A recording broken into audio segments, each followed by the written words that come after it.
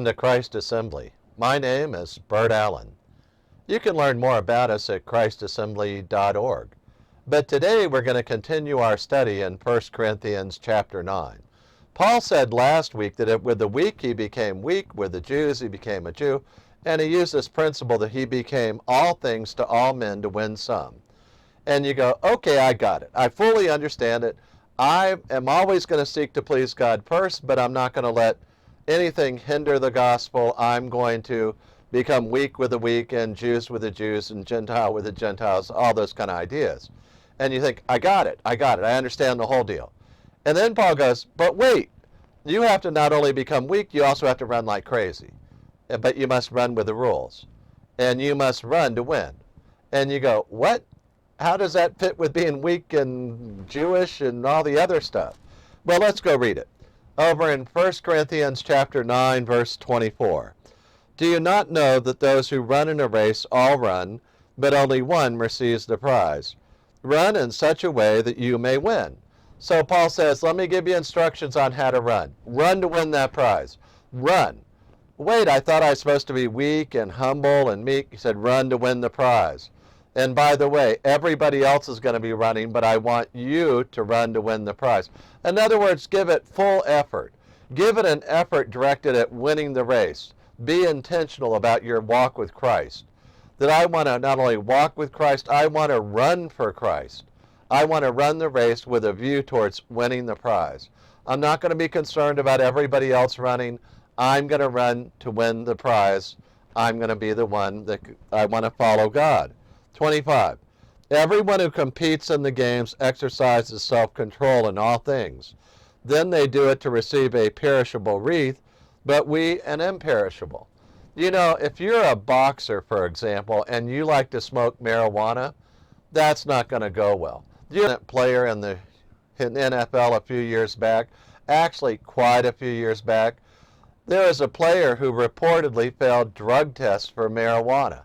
And it cost him dearly, but then he decided, well, I'd just as soon not even play when everything settles out. I've made enough money. I want to do things that I want to do, apparently like smoking dope, and just sit out from the NFL. I've made a few $1,000,000 and I'm happy. But he clearly was a super to even make it into the NFL. But you always face those same kind of challenges in your life. Do you really want to keep running and pursue the prize, or have you reached the point in your life where you kind of want to sit down and quit? And Paul said, don't quit. You need to compete in the games, but you also need to exercise self-control. So if you want to win the prize, you can't just let your body do what it wants. Specifically, for instance, if you like to smoke marijuana, that's going to cut down, because of the lung involvement, that's going to cut down your ability to run as fast as maybe some other folks. So you got to discipline your body to run down and be first. It says they do it to receive a perishable wreath, but we an imperishable. So he's saying if you win the games back at Corinth, that you're going to, or wherever the games are going to be held, but wherever those games were going to be held and you're going to compete there, that you're going to have to be careful that if you want to win that wreath, but that one's going to go away, won't be any good in 2 weeks, it'll all be over. Or you can run for a reward from God that'll be imperishable forever. And he says, so when we're running, we're saving souls, we're doing the will of God, we become all things to all men, but we're running full blast, flat out, by the grace of God. We're running to win the race. But we also have to take care of our body. We can't give in to every fleshly desire and think we're going to win the race. We got to discipline our bodies too. So, but he also goes on, therefore I run in such a way not without aim. I box in such a way as not beating the air. Really good fighters make every punch count. And they may punch you low to set up your head. They may punch you high to set up your abdomen. And they want to hit you as hard as they can to inflict maximum pain. But Paul's talking about boxing in the sense of, I don't want to just be swinging wildly, flailing around.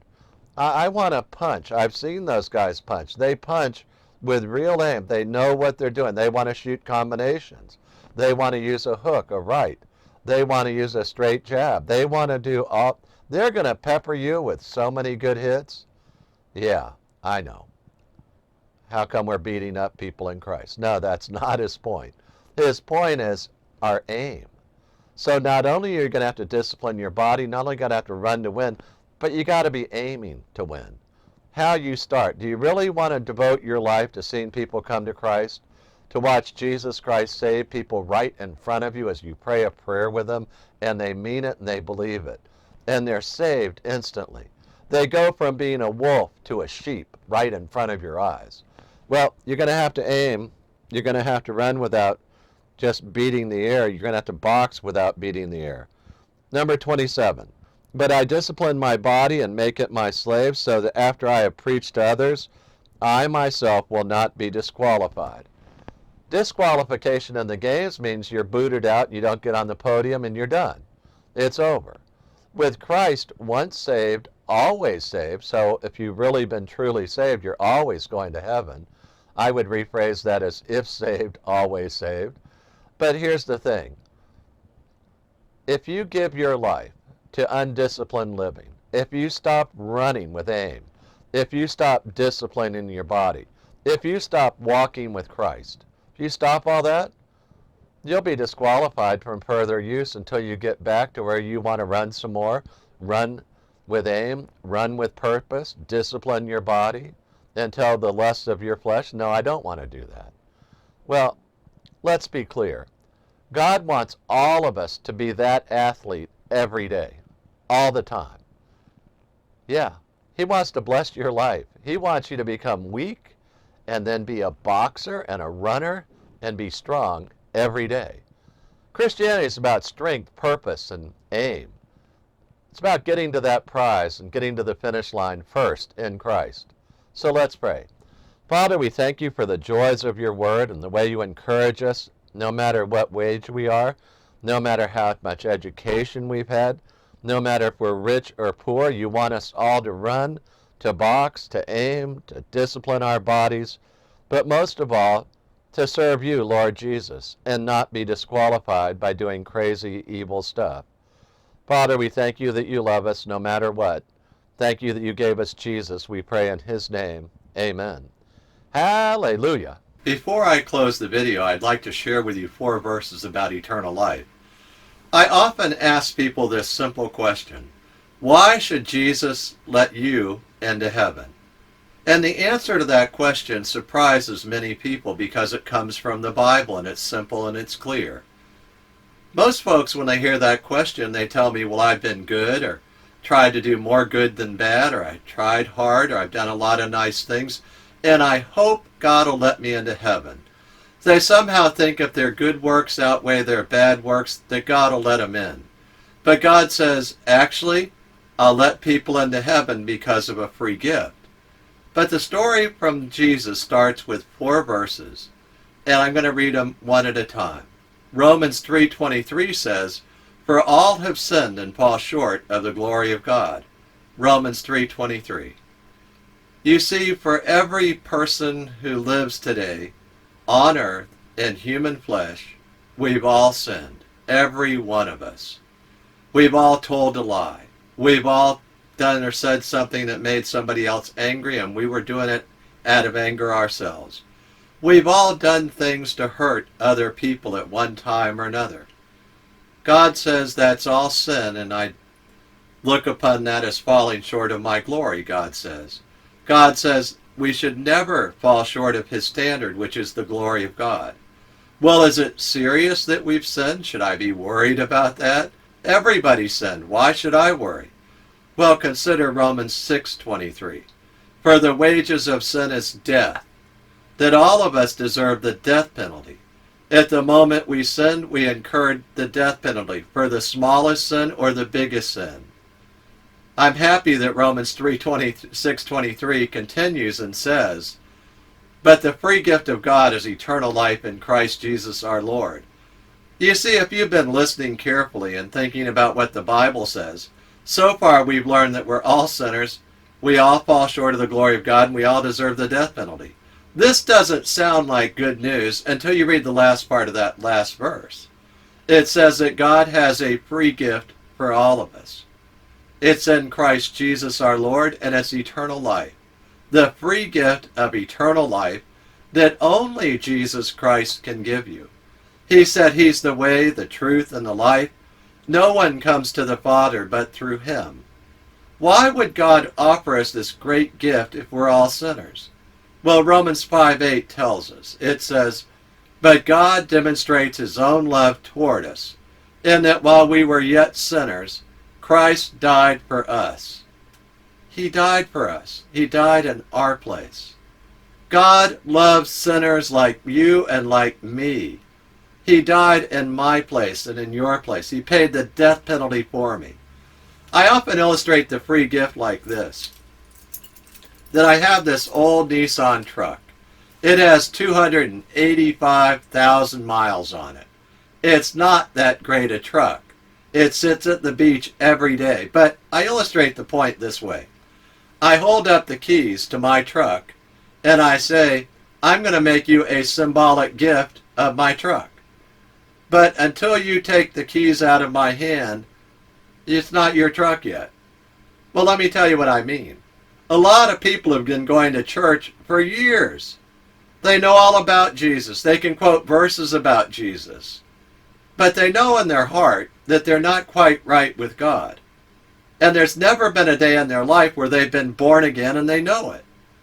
You see, they're just staring at the keys in God's hand, and he's offering you the free gift today of saying, reach out by faith and receive that free gift and take it into your heart today. Receive the free gift. Okay, how do we do that? Well, Romans 10:9 tells us how to do that.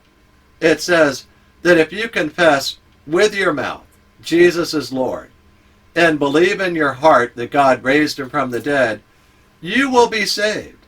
And he means saved from the death penalty, eternal destruction. So we can receive that free gift right now by faith, and we can pray a prayer together. I urge you to pray with me. I'm going to pray it right now. Lord Jesus, I thank you that you love me. I confess that I am a sinner and I fall short of the glory of God. I confess too that I deserve the wages of sin, which is death. But Lord, you offer me the free gift of eternal life in Christ Jesus our Lord. I accept that free gift right now. I believe that you love me and that God died on the cross for me, that Jesus Christ is God, and he died on the cross for me. You paid the death penalty for me, Lord Jesus. Thank you so much. I confess with my mouth Jesus is Lord, and I believe in my heart that God raised him from the dead. I repent of my sins, and I accept that free gift, Lord. Thank you so much that you have forgiven me. In your name I pray. Amen. Now, if you prayed that prayer with me, I'd love you to send me an email and we'll rejoice together. Send me the email at friend@christassembly.org. That's friend@christassembly.org. I look forward to hearing from you. Hallelujah.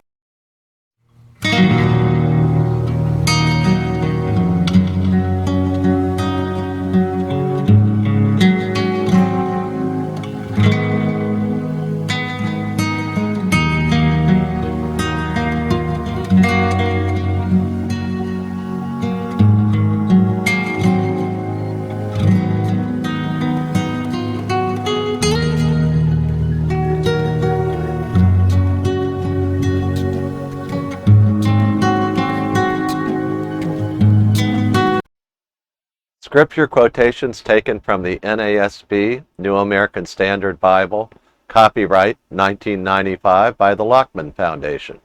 Used by permission, all rights reserved.